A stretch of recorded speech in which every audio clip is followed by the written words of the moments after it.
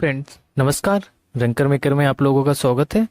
और हम लोग जैसे कि देख रहे हैं कि एनसीईआरटी की मैं सीरीज जो चला रहा हूँ, एनसीईआरटी, इसमें क्लास 6 और 7 और 8 का आपका हिस्ट्री का हो चुका है। और अब इसमें क्लास 6 का आपका ये चल रहा है ज्योग्राफी का। ठीक है, तो ज्योग्राफी के लिए आप जुड़ जाइए रैंकर मेकर के साथ और आपको यहाँ से 6 to 12 तक सारा एनसीईआरटी कवर मिलेगा।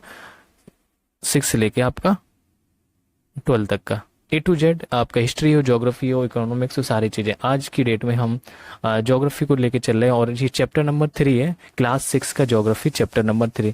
तो जुड़े रहिए रैंकर मेकर के साथ। जो कोई भी आपके फ्रेंड्स अगर यूपीएससी या यूपी कोई भी स्टेट लेवल की पीसीएस की प्रिपरेशन कर रहे हैं या कोई भी एग्जाम के लिए कर रहे हैं, तो आप एनसीईआरटी अपना ये शेयर कर सकते हैं ये क्लास। और जुड़े रैंकर मेकर के साथ, चैनल को लाइक करें, सब्सक्राइब करें। आज का टॉपिक हमारा पृथ्वी की गति। तो क्या गति होती है, देखना है कैसे घूमती है। तो कल की क्लास में हमने बताया था, देखो ये रोटेशन दिख रहा है ना, किस साइड में डायरेक्शन में घूम रही है, ये देखो। तो ये क्या घूम रही है, ये पश्चिम से पूर्व की ओर जा रही है, ये ध्यान देना बस। पृथ्वी कैसे घूर्णन करती है, पश्चिम से पूर्व की तरह। चलिए रीड करते हैं आगे। जैसा कि आप जानते हैं कि पृथ्वी की गति 2 प्रकार की है। कौन कौन सी 2 प्रकार है देख लीजिए, घूर्णन और परिक्रमण। तो हम एक एक करके इसको डिफाइन करेंगे। घूर्णन किसे कहते हैं? पृथ्वी का अपने अक्ष पर घूमना घूर्णन कहलाता है। ये डेफिनेशन क्लियर हो गई कि पृथ्वी का अपने अक्ष पर घूमना, एक्सिस पे घूमना ही घूर्णन कहलाता है। सूर्य के चारों ओर एक स्थिर कक्ष में पृथ्वी की गति को हम परिक्रमण कहते हैं। जब सूर्य का परिक्रमा करती है पृथ्वी, चक्कर लगाती है, तो उसको हम परिक्रमण कह देंगे। और अपने एक्सेस पे जो घूम रही है उसको घूर्णन कहते हैं। पृथ्वी का अक्ष एक काल्पनिक रेखा है जो इसकी कक्षीय सतह से 62.5 डिग्री का कोण माना जाता है, जो इसके अक्ष से। ठीक है, एक काल्पनिक रेखा मान ली जाती है कि चलिए कोई लाइन थोड़ी आपको दिखेगी, तो उसको हिसाब से उसी वजह डिफाइन किया गया कि जो इसकी कक्षीय सतह से 62.5 डिग्री का कोण बनाती है। वह समतल जो कक्ष के द्वारा बनाया जाता है उसे हम कक्षीय समतल कहते हैं। ध्यान देना, इसके जो कक्ष के द्वारा जो समतल बनाया जाता है उसको कक्षीय समतल कहा जाता है। पृथ्वी सूर्य से प्रकाश प्राप्त करती है। पृथ्वी का आकार गोले के समान है, इसलिए एक समय में सिर्फ इसके जो है आधे भाग पर ही सूर्य की रोशनी प्राप्त होती है। क्यों? थोड़ा सा ज्वाइड शेप का है, अंडाकार है, गोल बोल सकते हैं, गोले के समान है थोड़ा सा, इस वजह से आधे भाग पर इसकी रोशनी प्राप्त होती है। तो सूर्य की ओर वाले भाग में दिन होता है और जबकि दूसरे भाग को रात कहते हैं। मतलब जो सूर्य के साइड में रहेगा उसको हम दिन हो जाएगा और दूसरा भाग आपका सूर्य से दूर होता है वह रात हो जाती है। तो ग्लोब पर वह वृत्त जो दिन तथा रात को विभाजित करता है उसे हम प्रदीप्ति वृत्त कहते हैं। ग्लोब पर वह वृत्त जो दिन और रात को विभाजित करता है उसको प्रदीप्ति वृत्त कहते हैं। यह वृत्त अक्ष के साथ नहीं मिलता है, जैसा कि आप चित्र नंबर 3.2 में देखते हैं। और पृथ्वी अपने अक्ष पर एक चक्कर पूरा करने में लगभग 24 घंटे का समय लेती है। इस वजह से इसको दिन और रात का जो डिफाइन होता है, ठीक, एक चक्कर लगाने में 24 घंटे का ले लेती है। सूर्य घूर्णन के समय काल को पृथ्वी दिन कहा जाता है। तो जो घूर्णन करता है घूर्णन के समय काल को पृथ्वी का दिन कहा जाता है। यह पृथ्वी की दैनिक गति होती है। चलिए आगे देख लेते हैं। ये फिगर जो बताया गया आपको, इसके बारे में बताया था। देखो, पृथ्वी के कक्षीय समतल पर लंब है, ये सीधी लाइन जो आ गई, तो लंब आपको बचपन से पढ़ते आ रहे हो, ये सीधा लंब हो जाता है। ये उत्तर ध्रुव और ये काल्पनिक रेखा है आपकी, मान ली गई कि उत्तर ध्रुव और दक्षिण ध्रुव से लेकर ये एक्सिस पे इसी पे घूमती रहती। और ये परिक्रमण कैसे करती? ये पश्चिम से पूर्व की हो जाती। पृथ्वी का ये समतलीय पार्ट है, मतलब इक्वेटर लाइन जिसको बोल सकते हैं। ऐसा है, देखो है ये तिरछा बट ऐसे ही बना है। और अच्छा, ये समतलीय माना, उन्होंने इक्वेटर को इसको माना। देखो इसको तिरछा रखा, ये इक्वेटर होगी, तो ऊपर कर्क रेखा मैंने स्टार्टिंग क्लास में बताया, नीचे मकर रेखा। ठीक है, तो ये पृथ्वी का जो समतल पार्ट है, ये वाला समतल पार्ट हो गया ये। तो पृथ्वी का अक्ष का जो झुकाव है कक्षीय समतल पर है, ऐसे है। ठीक, ये देखो ये इधर साइड साइड दिख रहा होगा ना, तो प्रदीप्ति ये विषुवत वृत्त हो गया, अक्ष हो गया, दक्षिण ध्रुव इस साइड में जो बना है ये वाला। तो इस टाइप से देखो ये एक्सेस पे घूमती है, जैसे उत्तर ध्रुव पे दिख रही है ना, ऐसे घूम रही है, ये घूमती रहती है। आई होप आप लोगों को ये समझ में आया होगा। हाँ, कुछ नहीं, थोड़ा सा यहाँ देख लेते हैं क्या लेके आओ कुछ करके सीखें। पृथ्वी को दर्शाने के लिए एक गेंद लें तथा सूर्य को दर्शाने के लिए एक जलती हुई मोमबत्ती लें। अब गेंद पर शहर एक्स को दिखाने के लिए निशान लगाइए। अब गेंद को इस प्रकार रखें कि शहर एक्स में अंधेरा हो। गेंद को अब बाएं से दाएं घुमाइए। जैसे कि आप गेंद को थोड़ा घुमाते हैं तो शहर में सूर्योदय होगा, और अगर गेंद को हम आप घुमाना जारी रखते हैं तो किंतु एक्स धीरे धीरे सूर्य से दूर चला जाता है और यह सूर्यास्त हो जाता है। एक प्रैक्टिकल है। देखो ये सनलाइट आ रही है डायरेक्ट, अभी देखा कि जिस साइड में सनलाइट पड़ेगी ये रेज आ रही है सीधी, तो उस साइड दिन होगा तो यहाँ दिन हो गया, और इधर क्या है, ये रात हो गई आपकी, गुणन के कारण पृथ्वी पर दिन और रात का बनना। वो चीज अलग है, इक्वेटर पे जब बराबर की सनलाइट आएगी वो चीज अलग है, टॉपिक बताएंगे। तो क्या आप जानते प्राचीन भारतीय खगोल शास्त्री जो आर्यभट्ट थे, आर्यभट्ट ने बताया था कि पृथ्वी गोल है और अपने कक्ष पर घूर्णन या घूमती रह करती है। देखो ये बहुत पहले ही बता गए थे आर्यभट्ट जी, साइंटिस्ट तो अभी लोग अभी लगे हैं कर रहे हैं। चलिए तो देखते हैं अगर पृथ्वी घूर्णन नहीं करे तो क्या होगा। भैया ये होगा क्या, देखते हैं। सूर्य की तरफ वाले पृथ्वी के भाग में हमेशा दिन होता रहेगा। अब बताइए घूर्णन नहीं कर रहा है, ऐसा बना है पृथ्वी अभी जस्ट ऊपर हम लोगों ने देखी थी ये पार्ट बना हुआ, तो इधर हमेशा दिन बना रहेगा क्योंकि यहाँ सनलाइट आ रही है, यहाँ रात बना रहेगा ना। तो क्या लिखा है कि सूर्य के तरफ वाले पृथ्वी के भाग में हमेशा दिन होगा जिसके कारण उस भाग में गर्मी लगातार पड़ेगी, दूसरे भाग में हमेशा अंधेरा रहेगा और एवं वो पूरे समय तक ठंडा पड़े रहेगा। तो इस तरह की अवस्था में जीवन संभव नहीं हो पाएगा क्योंकि जीवन के लिए हमें दिन रात ठंडा गर्म दोनों हर तरीके का एनवायरनमेंट चाहिए रहता है। तो पृथ्वी की दूसरी गति की बात अगर हम करेंगे, दूसरी गति जो सूर्य के चारों ओर कक्ष में घूमती है, कक्ष में होती है, उसे हम परिक्रमण कहते हैं। पृथ्वी एक वर्ष में लगभग 365/1/4, यही 1/4 4 साल में बन के एक बन जाता है और फिर इसी के बाद लीप ईयर आता है। तो 365 दिन 1/4 दिन में सूर्य एक चक्कर लगाती है और हम लोग एक वर्ष में 365 दिन का मानते हैं तथा सुविधा के लिए 6 घंटे का समय नहीं जोड़ते हैं। वो 6 घंटे आप जोड़ लीजिए, 4 साल में 24 घंटे होगा, 24 घंटे का मतलब एक दिन वो आपका लीप ईयर में बढ़ जाता है। तो ये फिगर बना है, थोड़ा इसको जूम करते हैं, क्या देखते हैं अच्छे से। पृथ्वी का परिक्रमण दिख रहा है। देखो हम कहाँ से, उत्तर से स्टार्ट कर देते हैं। उत्तर में जैसे ये पश्चिम की ओर देखो घूम रहा है, ये बसंत ऋतु, यहाँ से ये नीचे दक्षिण ध्रुव, ठीक है, ये इधर आ रहे हैं। तो यहाँ देख रहे हैं कि सनलाइट यहाँ पे सीधा पड़ रही थी, शरद ऋतु पड़ रहा था। अब यहाँ पे एक साइड में आ गई, थोड़ा सा इधर उधर है, उत्तरी दक्षिणी ध्रुव पे कम है तो उत्तरी ध्रुव पे थोड़ी ज्यादा है। उत्तरी गोलार्ध में जो आपका ग्रीष्म ऋतु रहेगा और ये उत्तरायण 21 जून को होता है और दक्षिणी गोलार्ध में ये शीत ऋतु हो जाएगा। फिर हम इधर आते हैं। इसमें क्या है, ऊपर से सनलाइट आ रही है, शरद ऋतु हो जाएगा उत्तरी गोलार्ध में। विषुवत में आपका बसंत ऋतु रहेगा। 23 सितंबर की बात है, 3 3 महीने का रूटीन करेगा। मार्च के बाद जून, मार्च अप्रैल मई जून आ गया, 3 महीने इधर, 3 महीने के बाद सितंबर, जून के बाद जुलाई अगस्त सितंबर, तो 3 महीने बाद आ जाएगा यहाँ दिसंबर में। तो दक्षिणी गोलार्ध में ये ग्रीष्म ऋतु हो जाएगा क्योंकि ये घूम गए। देखो एक्सिस पे भी तो पृथ्वी घूम रही है। उत्तरी गोलार्ध में ये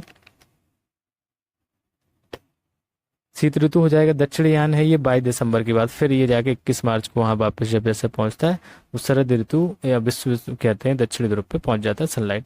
तो ये इसका रोटेशन है पृथ्वी का घूमने का। और 3 3 महीने के अंतराल पे ये 12 महीनों में इसको बांटा गया है। कब क्या होता है, 4 सेशन में। चलिए आगे देखते हैं। 4 वर्षों में प्रत्येक वर्ष के बचे हुए 6 घंटे मिलकर एक दिन यानी 24 घंटे के बराबर होते जाते हैं। इसके अतिरिक्त दिन को फरवरी के महीने में जोड़ा जाता है और इस प्रकार प्रत्येक चौथे वर्ष फरवरी माह 28 के बदले 29 दिन का होता है। तो ऐसा वर्ष जिसमें 366 दिन होते हैं उसे लीप वर्ष कहा जाता है। तो बताइए कि अगला लीप वर्ष कब होगा, बताइए। तो स्पष्ट है कि पृथ्वी जो दीर्घ वृत्ताकार पथ पर सूर्य के चारों ओर चक्कर लगाती है, तो ध्यान दीजिए कि पृथ्वी पूरे कक्ष में एक ही दिशा में झुकी हुई है। सामान्यतः एक वर्ष को गर्मी, सर्दी, बसंत, शरद मतलब हम 4 ऋतुओं में बांटा जाता है। ऋतुओं में परिवर्तन सूर्य के चारों ओर पृथ्वी की स्थिति में परिवर्तन के कारण होता है। तो पृथ्वी की स्थिति तो परिवर्तन हो रही थी, हम लोगों ने अभी मैप में देखा, और इस वजह से ये ऋतुओं में परिवर्तन होता जा रहा है। आओ कुछ करके देखें। लिखा है कि क्या आप जानते हैं कि एक दीर्घ वृत्त कैसे बनाया जाता है। एक पेंसिल, 2 पेनें तथा एक धागे का छल्ला लें तो ये आप दीर्घ वृत्त बना लेंगे, कोई दिक्कत नहीं। चलिए आगे देखते हैं। तो 21 जून को उत्तरी गोलार्ध में जो सूर्य की तरफ झुका हुआ था, हम लोगों ने अभी देखा था। कब, 21 जून को सूर्य की तरफ। सूर्य की किरणें कर्क रेखा पर सीधी पड़ती हैं। इसके परिणाम स्वरूप इन क्षेत्रों में ऊष्मा अधिक प्राप्त होती है। सिंपल, जहाँ भी सनलाइट डायरेक्ट पड़ेंगे तो वहाँ पे ऊष्मा अधिक होती है। ध्रुवों के पास वाले क्षेत्रों में कम ऊष्मा पड़ती है, क्योंकि ये स्लाइड सनरेज जाती हैं। कम धूप पड़ती है क्योंकि वहाँ सूर्य की किरणें तिरछी पड़ती हैं। तिरछी मतलब स्लाइड। उत्तर ध्रुव सूर्य की तरफ झुका होता है तथा उत्तरी ध्रुव रेखा के बाद वाले भाग पर लगभग 6 महीने तक लगातार दिन रहता है। ध्यान देना, कहाँ कह रहा है, कह रहा है कि उत्तरी ध्रुव रेखा के बाद वाले भागों पर लगभग 6 महीने तक लगातार दिन रहता है, क्योंकि उत्तरी गोलार्ध के बहुत बड़े भाग में सूर्य की रोशनी प्राप्त होती है। ओके, इसलिए उस वहाँ पे लगातार 6 महीने दिन रहता है। इसलिए विषुवत वृत्त के उत्तरी भाग में, कहाँ, इसलिए विषुवत वृत्त के उत्तरी भाग में गर्मी का मौसम होता है और 21 जून को इन क्षेत्रों में सबसे लंबा दिन या सबसे छोटी रात होती है। ध्यान देना, 21 जून को सबसे लंबा दिन तथा सबसे छोटी रात, मतलब अपोजिट साइड में छोटी रात हो जाएगी। तो पृथ्वी की इस अवस्था को हम उत्तर आयनांत कहते हैं। क्या कहते हैं? उत्तर आयनांत कहलाता है ये।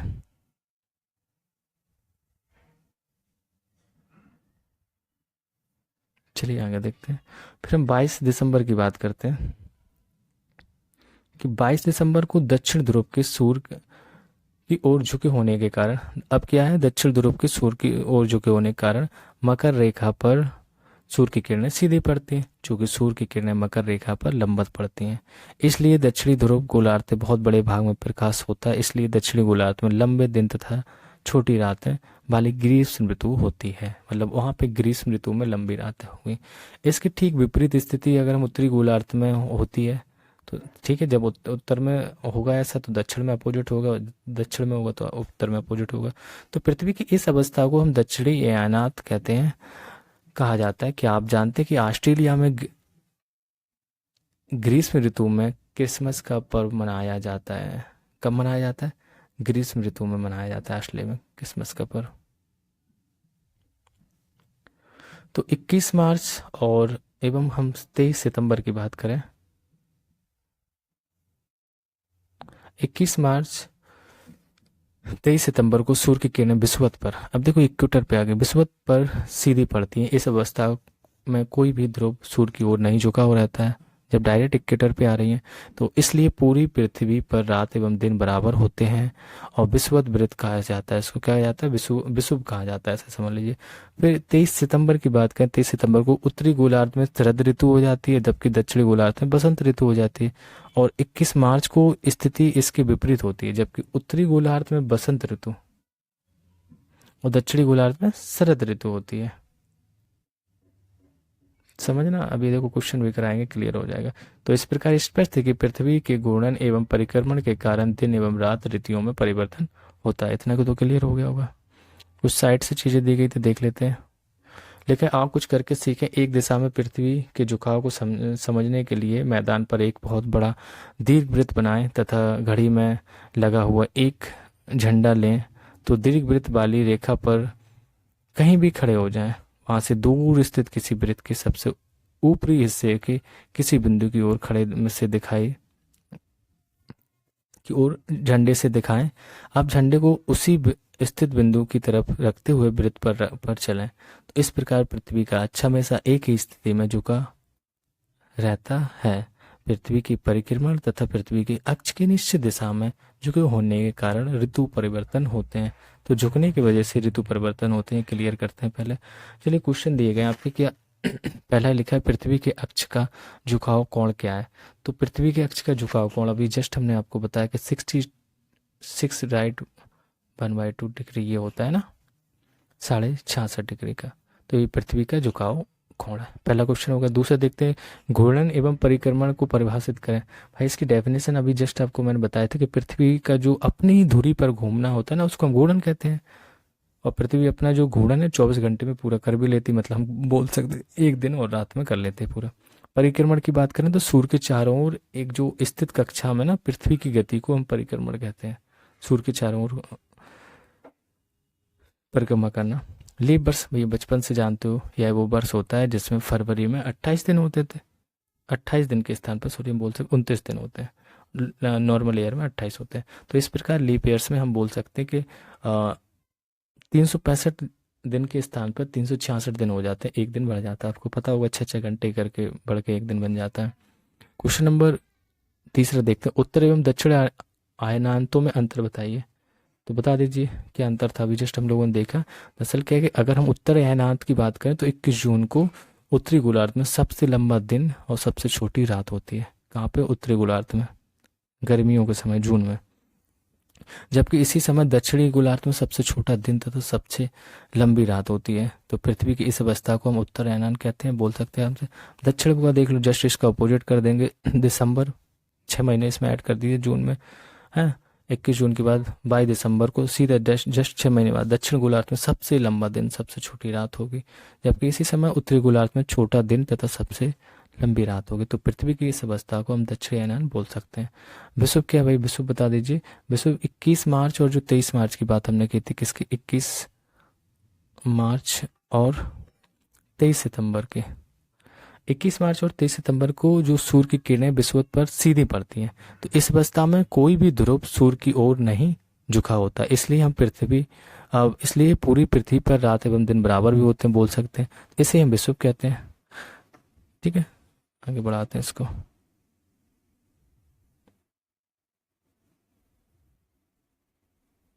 नेक्स्ट क्वेश्चन है दक्षिणी गोलार्ध, ये वाला। दक्षिणी गोलार्ध में उत्तरी गोलार्ध की अपेक्षा उत्तर दक्षिण का अयनात अलग अलग समय में होता है। ध्यान देना, दक्षिणी गोलार्ध में उत्तरी गोलार्ध की अपेक्षा उत्तर एवं दक्षिण का अयनांत अलग अलग समय में होता है। क्या है?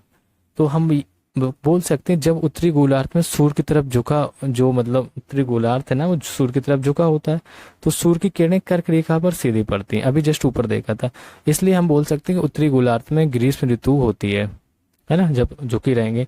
तो दक्षिणी गोलार्ध में शीत ऋतु हो जाएगी। और जब दक्षिणी गोलार्ध सूर्य की ओर झुका होगा तो क्या होगा? तो सूर्य की किरणें मकर रेखा पर सीधी पड़ेंगी, इसलिए दक्षिण गोलार्ध में ग्रीष्म ऋतु आ जाएगा, मतलब गर्मी के दिन आ जाएगा। जो झुका रहेगा उसी में गर्मी आ जाएगी। तो उत्तरी गोलार्ध में शीत ऋतु रहता है। ध्रुवों पर लगभग 6 महीने का दिन एवं 6 महीने की रात होती, इसके बारे में बता दीजिए क्या है। तो भैया बात यह है कि जब उत्तरी गोलार्ध सूर्य की तरफ झुका होता है तो पृथ्वी की अपने अक्ष पर झुके होने के कारण उत्तरी ध्रुव पर लगातार 6 महीने तक सूर्य की किरणें पड़ती हैं, जिससे हम 6 महीने का दिन कह सकते हैं इसको। इसके विपरीत अगर हम बात करें दक्षिणी ध्रुव पर, तो 6 महीने की रात होती है। और जब दक्षिणी गोलार्ध सूर्य की ओर झुका होता है तो दक्षिणी ध्रुव पर लगातार 6 महीने सूर्य की किरणें पड़ती हैं, जिससे 6 महीने का दिन होता है। और उत्तरी ध्रुव पर सूर्य की किरणें 6 महीने तक नहीं मिलती हैं, और इस वजह से वहां पे रात हो जाएगी। बस ये थी आपकी चीजें। चलिए अब बात करते हैं एमसीक्यू क्वेश्चंस इसमें दिए गए। पृथ्वी की सूर्य के चारों ओर गति को कहा जाता है। भाई पृथ्वी की अब पृथ्वी ये सूर्य का चक्कर लगाई तो परिक्रमण बोलेंगे ना, बस परिक्रमण कहा जाता है, खत्म कहानी। नेक्स्ट क्वेश्चन है सूर्य की सीधी किरणें विषुवत वृत्त पर किस दिन पड़ती है? भैया 21 मार्च को पड़ती है। कहाँ गया मार्च? ये सूर्य की सीधी किरणें विषुवत वृत्त पर किस दिन पड़ती हैं? तो 21 मार्च को पड़ती है। गर्मी में क्रिसमस पर्व कहाँ से मनाया जाता है? ऑस्ट्रेलिया मनाया जाता है, अभी हम लोगों ने देखा। ऋतुओं में परिवर्तन पृथ्वी की किस गति के कारण होता है? तो भैया ये परिक्रमण के ही कारण होता है, जो पृथ्वी सूर्य का चक्कर लगा रही है ना, इसी के कारण ये होता है। चलिए आगे देखते हैं। रिक्त स्थान दिएगा एक लीप वर्ष में दिनों की, तो एक लीप वर्ष में दिनों की संख्या कितनी है भैया? 366 हो गई है। ठीक है। और पृथ्वी की प्रतिदिन की गति को क्या कहते हैं भाई? घूर्णन कहते हैं। क्या कहते हैं? घूर्णन कहते हैं इसको। पृथ्वी सूर्य के चारों स्थित कक्षा में घूमती है, तो स्थित हो जाएगा यहाँ पे स्थिर। 21 जून को सूर्य की किरणें कर्क रेखा पर सीधी पड़ती हैं, तो कहाँ पे? कर्क रेखा। फिर लिखा है शीत ऋतु में दिन छोटे होते हैं, यहाँ पे शीत लिख देना। ये आपका चैप्टर नंबर 3 ज्योग्राफी क्लास 6 का कंप्लीट होता है। ठीक है, और देख लेते हैं कुछ है तो नहीं इसमें। अच्छा, ये क्वेश्चन 1, पृथ्वी के अपने कक्ष पर झुकाव को दर्शाने के लिए एक चित्र बनाएं। तो आप अपने बना सकते हैं, आपसे ड्राइंग कर सकते हैं ना झुकाव कैसे पृथ्वी का। मैंने स्टार्टिंग में ही एक चित्र बनाया था, बताया था। दूसरा प्रश्न, प्रत्येक महीने की 21 तारीख को होने वाले सूर्योदय एवं सूर्यास्त के समय को स्थानीय समाचार पत्र की सहायता से लिखिए तथा निम्नलिखित के उत्तर दीजिए। किस महीने के दिन सबसे छोटे होते हैं? किस महीने में दिन एवं रात लगभग बराबर होती है? तो ये आपको अपने पोजीशन के हिसाब से लिखना है कि कहाँ पे आप रहते हैं, उस हिसाब से, है ना। तो हम बोल देंगे, अगर अपने भारत के संदर्भ में बोलेंगे तो 31 दिसंबर, हाँ दिसंबर को, दिसंबर महीने के दिन महीने के पूछे सबसे छोटे दिन होते हैं। मार्च और सितंबर की बात करेंगे तो ये रात लगभग ये बराबर होती हैं, दिन एवं रात। तो ये आपका कवर होता है। आई होप आप लोगों को चीज़ें पसंद आई होंगी। देखो चैप्टर छोटा सा था, ये चैप्टर नंबर 3। तो चैनल को लाइक करें, सब्सक्राइब करें, जुड़े रहें रैंकर मेकर के साथ। मिलते हैं नेक्स्ट क्लास में।